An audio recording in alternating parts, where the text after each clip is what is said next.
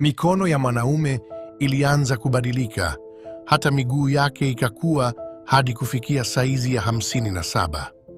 Nywele nene zilianza kuota mwilini kote. Akahisi mawazo yake yakichanganyikana na kuanza kubadilika. Maumivu makali yalimsababisha kujikunja chini, akishindwa kabisa kuvumilia mabadiliko yaliyokuwa yakitokea mwilini mwake. Kadri muda ulivyopita, mwili wake ulifunikwa na nywele nyingi zilizojikunja na meno makali yakaanza kuota taratibu. Ghafla, mabadiliko ya ajabu yalitokea. Uso wake ulianza kusogea mbele na kubadilika umbo.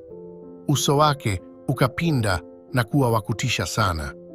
Ndani ya chini ya nusu saa, alikuwa tayari amebadilika kabisa na kuwa mnyama wa porini. Lakini kabla ya yote hayo, Jack alikuwa ni mtu wa kawaida tu. Jack alikuwa na rafiki yake aitwaye Harry.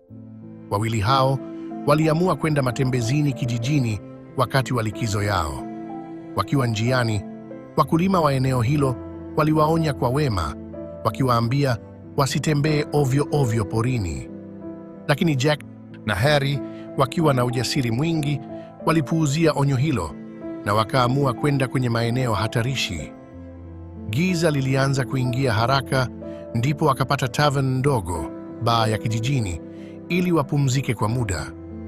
Harry aliona alama iliyoning'inia ukutani na ghafla akakumbuka kuwa aliwahi kuiona alama hiyo kwenye filamu fulani. Ilionekana kuashiria mbwa mwitu. Kwa udadisi, Harry alitaka kuwauliza watu waliokuwepo pale kuhusu maana ya ile alama. Lakini bila kutarajia, hali ya hewa ndani ya tavern ile ikabadilika ghafla na kuwa nzito na ya kutisha. Wote wakaanza kujisikia vibaya, wakidhani huenda wamesema kitu kisichofaa.